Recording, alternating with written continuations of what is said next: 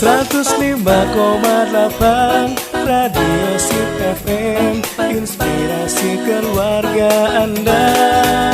Hadir penuh dengan cinta, bahagia bersama Radio Sip FM.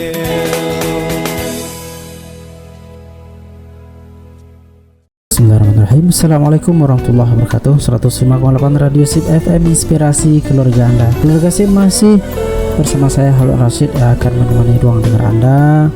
Dan kali ini kita jumpa di dalam program Jendela Usaha. Seperti biasa setiap hari Kamis kita akan bincang-bincang seputar dunia usaha. Dan ya, khusus untuk ini pekan keempat ya, minggu terakhir di setiap bulannya kita akan bincang-bincang nih seputar edukasi tentang dunia usaha keluarga Sip. Kali ini kita ditemani oleh Ustazah Afrianti ya, dari Stay Arisalah, Sumatera Barat. Kita sapa dulu. Assalamualaikum Ustazah. Waalaikumsalam warahmatullahi wabarakatuh. Alhamdulillah, gimana kabar, sehat Ustazah? Sehat Ustazah, alhamdulillah ya. Insyaallah nanti kita akan lanjutkan ini. Kita sudah masuk di kemarin, kita sudah mulai di sesi pertama yang atau di bagian pertama ya Ustazah, terkait bincang-bincang seputar etika bisnis ya. Karena memang kita dunia bisnis tidak hanya seputar, kita tidak hanya sekedar memperhatikan, tidak hanya mementingkan aspek keuntungan, tapi juga mesti menjaga etika, sehingga Islam mengatur agar etika itu bisa terjaga, terlaksanakan, sehingga ya hasil dari bisnis yang kita jalankan itu tidak semata-mata kita dapatkan yang duniawi saja, tapi juga ada berkah dari Allah Subhanahu wa taala. Nah, ini kita akan melanjutkan nih keluarga Sip, tema kita bersama Ustazah Afrianti ya, seperti pada ini kapan terakhir 3 bulan yang lalu ya saja. 3 bulan yang lalu kita sudah nyinggung seputar etika bisnis dalam Islam. Nah, sekarang kita masuk ke sesi kedua dari atau episode 2 dari etika bisnis dalam Islam ini, lanjutan dari apa yang sudah kita bahas sebelumnya. Nah, ini sebelum kita lanjut lebih dalam, mungkin kita perlu juga menyinggung sedikit Ustazah, kenapa sih kita harus memperhatikan atau kita secara personal ataupun perusahaan mesti memperhatikan etika bisnis ini dalam usahanya gitu. Baik, terima kasih Ustadz sekali lagi untuk mengundang saya di acara Sip FM pada pagi hari ini. Tentunya kita sudah menjelaskan etika bisnis sebelumnya, bahwa etika bisnis itu merupakan akhlak ya, akhlak dalam menjalankan bisnis yang sesuai nilai-nilai Islam, sehingga dalam melaksanakan bisnisnya tentu perlu ada kekhawatiran, sebab sudah diyakini sebagai sesuatu yang baik berdasarkan Al-Quran dan hadis. Nah, tentu mengapa setiap perusahaan perlu menerapkan etika bisnis itu?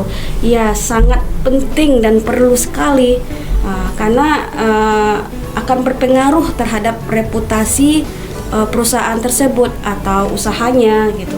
Serta menerapkan etika bisnis pada umumnya akan memiliki citra yang terus membaik kalau jika kita menerapkannya gitu kan, dan konsumen yang terus bertambah jika kita menerapkannya dengan baik.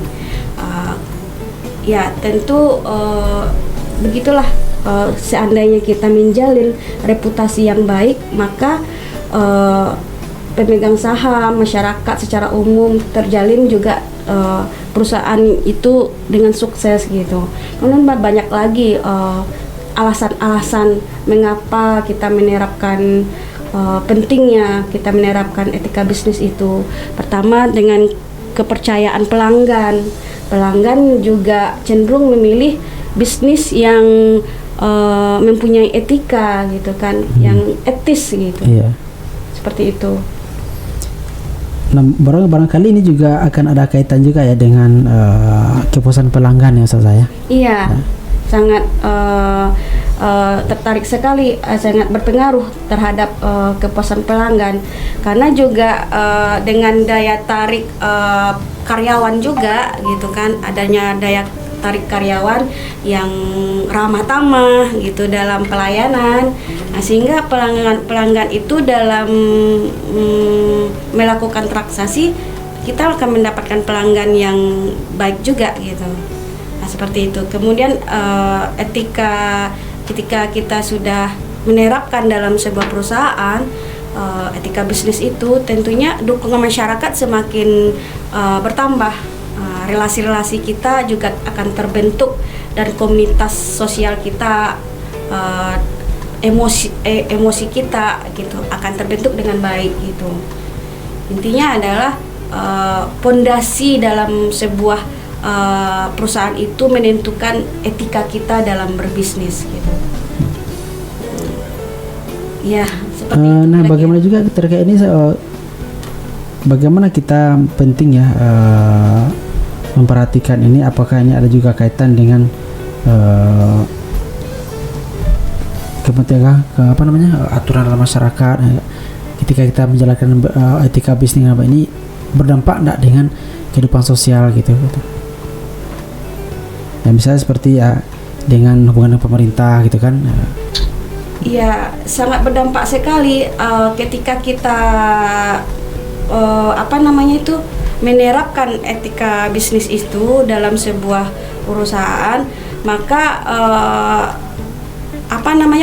investasi yang ada baik di instansi pemerintahan ataupun swasta itu akan semakin tertarik untuk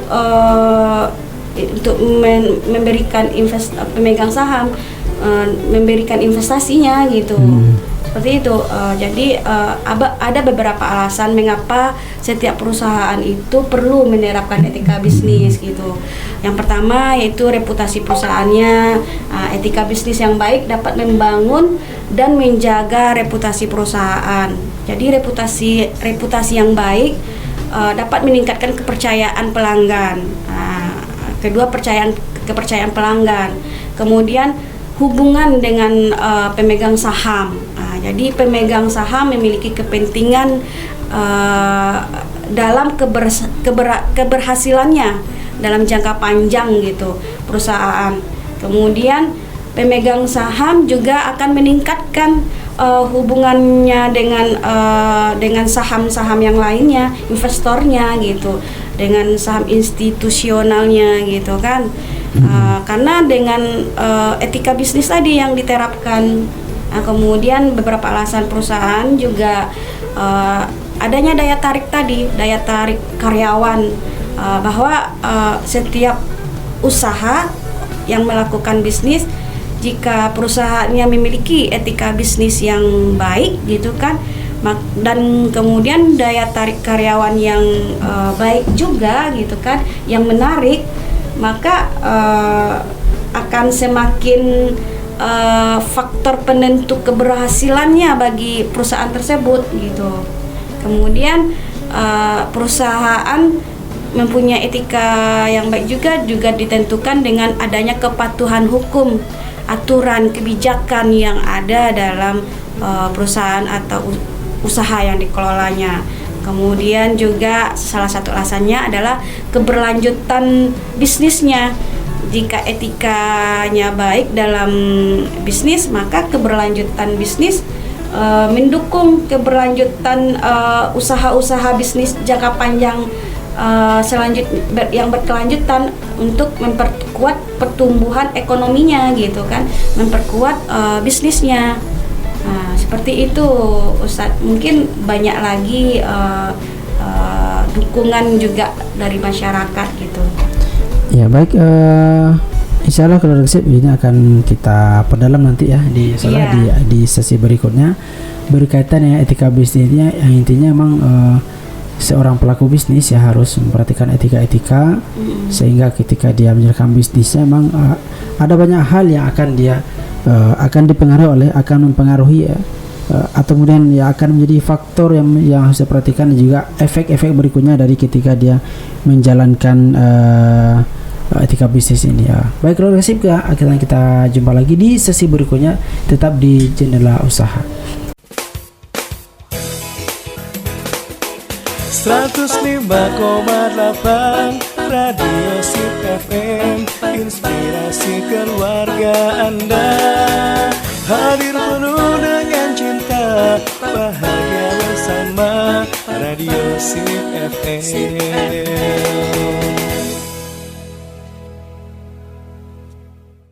105,8 Radio Sip FM, inspirasi keluarga Anda. Kembali keluarga Sip di Jendela Usaha, dan kita bincang-bincang seputar etika bisnis ya keluarga Sip bersama dengan Ustazah Afrianti.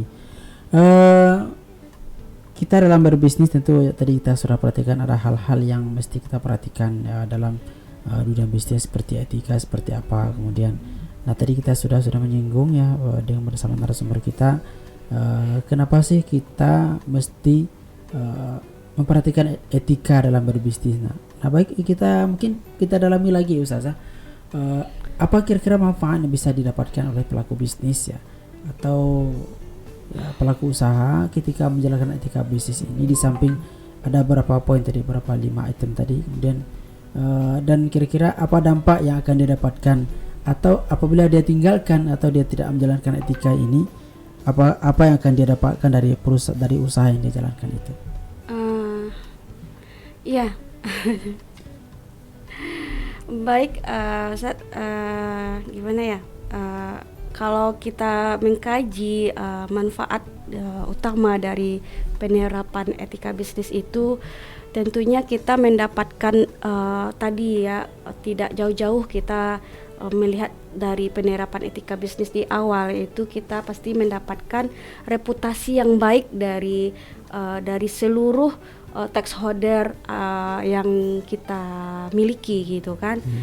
Karena jika kita mendapatkan reputasi yang baik dan mampu mempertahankan reputasi yang positif untuk perusahaan, tentunya manfaatnya kita dihargai yang dalam meningkatkan kepercayaan pelanggan, gitu. Yang kedua, kepercayaan pelanggan akan cenderung memilih produk-produk layanan yang kita miliki dalam praktek bisnis yang sesuai, yang etis ya.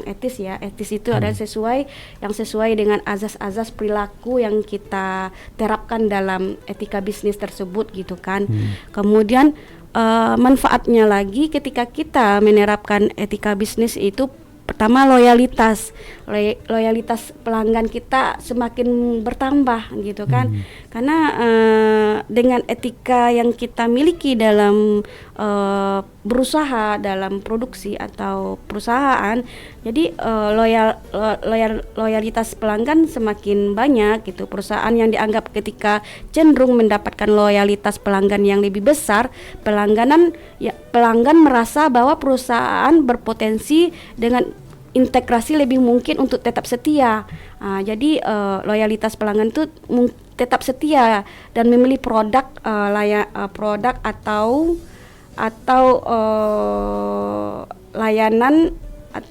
layanan perusahaan tersebut secara berulang-ulang. Jadi pelanggan dengan berulang-ulang selalu berusaha melakukan transaksi kepada perusahaan kita dengan etika yang kita miliki. Karena sudah merasa nyaman gitu. Merasa nyaman dengan percaya, ya. Itu manfaatnya gitu kan.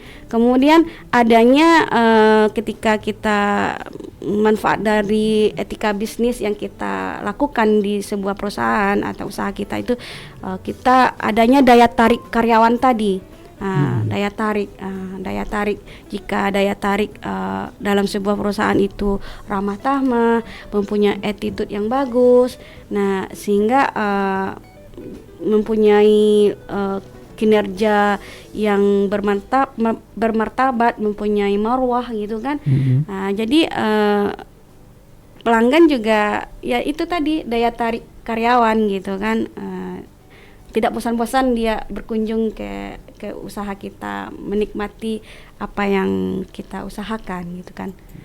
Kemudian lagi manfaat etika bisnis kalau kita menerapkan, yaitu hubungan yang baik dengan pemangku kepentingan. Itu sangat penting sekali. Hubungan yang baik dengan pemangku kepentingan itu maksudnya adalah penerapan etika bisnis dapat meningkatkan hubungan dengan berbagai pemangku kepentingan, termasuk pemegang saham, pemerintah, swasta, ataupun negeri, komunitas lokal dan mitra bisnis. Hal itu dapat membantu minimalkan risiko, minimalkan risiko gitu kan, dan mendukung pertumbuhan bisnis jangka panjang gitu. Ya tentunya seperti itu, banyak manfaat. Keberlanjutan hubungan bisnis juga menjadikan kita usahanya semakin sukses gitu. Secara keseluruhan, menerapkan etika bisnis bukan hanya menerapkan menerapkan kewajiban moral saja gitu kan, karena memang etika bisnis itu kan bagian akhlak etika gitu kan, attitude gitu kan. Jadi tidak hanya merupakan kewajiban moral saja, tetapi juga strategi yang cerdas untuk mencapai keberlanjutan bisnis kita gitu, pertumbuhan bisnis kita dan keberhasilan bisnis kita pada jangka pendek maupun jangka panjang gitu. Kemudian etika bisnis yang baik juga menciptakan lingkungan yang baik juga, bermartabat dan berwibawa, adil dan dapat diandalkan gitu, yang pada gilirannya mendukung tujuan bisnis dan membangun nilai-nilai yang baik gitu. Tadi juga Ustadz juga menanyakan bagaimana cara menerapkan etika bisnis dalam suatu perusahaan. Nah, ini juga menarik kita bahas gitu kan. Menerapkan etika bisnis dalam suatu perusahaan juga melibatkan langkah-langkah konkret untuk memastikan bahwa nilai-nilai etika terintegrasi pada setiap aspek gitu, baik aspek dari operasionalnya ataupun pengambilan keputusannya. Nah, itu ada beberapa alasan, beberapa cara gitu untuk menerapkan etika bisnis itu. Yang pertama, bisa menerapkan kode etik gitu. Jadi caranya tetap perusahaan itu mempunyai kode etik. Maksudnya adalah bahwa buat dan komunikasikan kode etik yang jelas dan komprehensif di setiap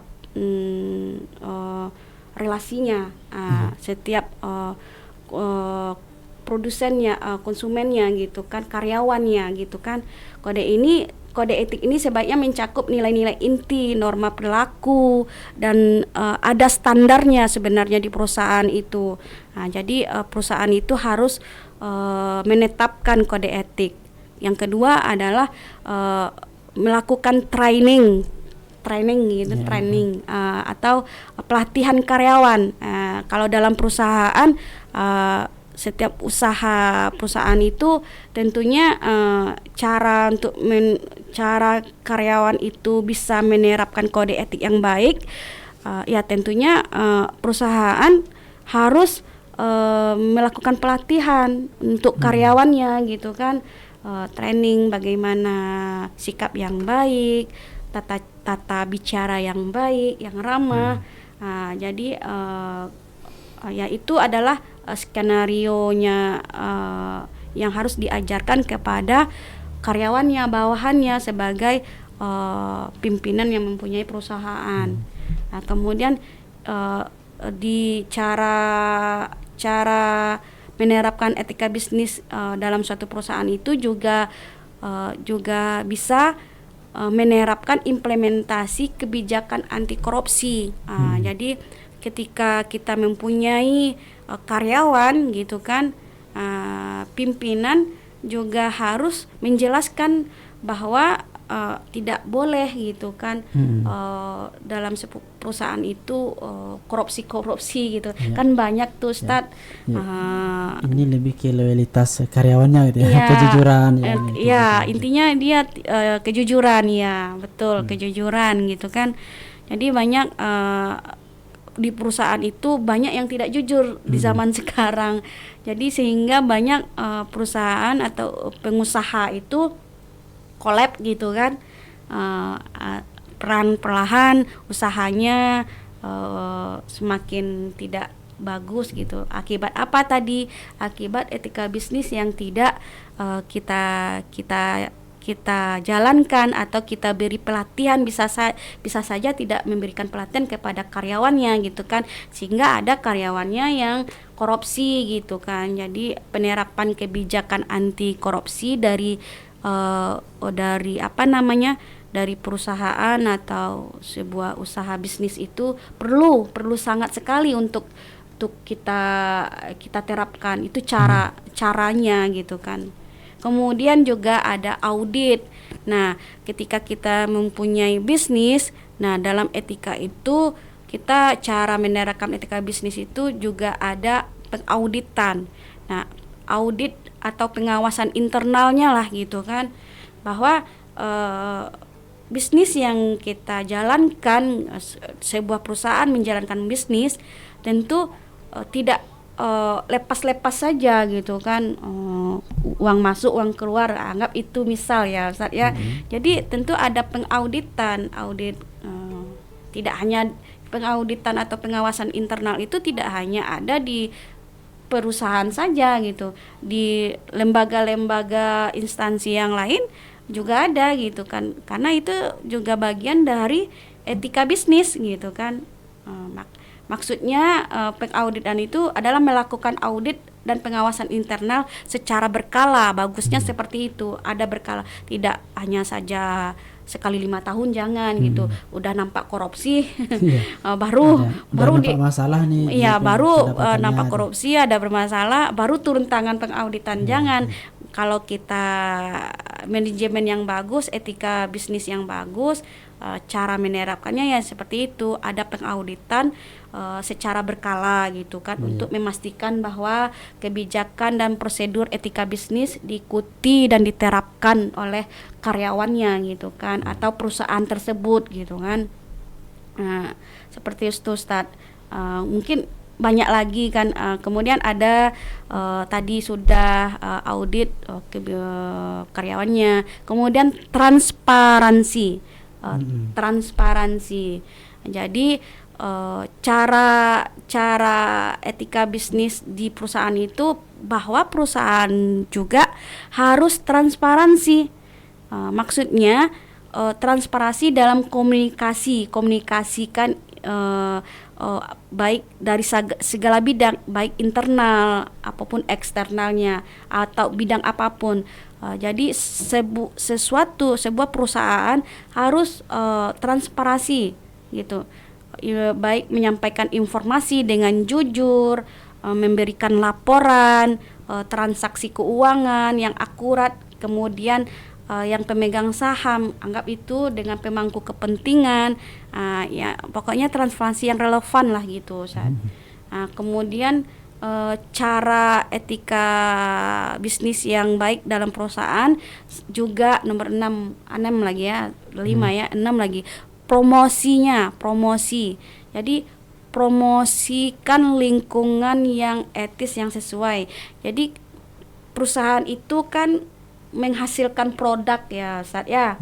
Nah, jadi menghasilkan produk. Jadi ketika perusahaan itu menghasilkan produk, otomatis seorang karyawan atau perusahaan yang ada SDM-nya juga mempromosikan produk tersebut gitu di lingkungan kerja atau di lingkungan masyarakat yang etis lah gitu kan. Itu cara yang etis, itu yang sesuai dengan azas-azas perilaku yang baik gitu kan.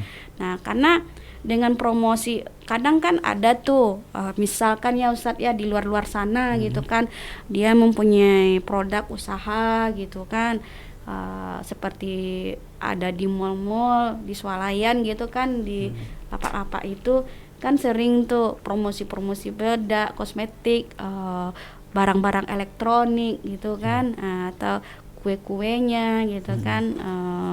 Jadi promosikan ini nih, tapi kan itu salah satu daya tarik gitu kan. Kalau tidak memakai etika yang baik, tidak sopan, otomatis orang nggak tertarik dengan apa yang dipromosikan oleh perusahaan tersebut gitu kan. Jadi bujuk rayu lah gitu kan, pakai ramah tamah gitu kan, itu promosi gitu kan. Nah, seperti itu Ustaz.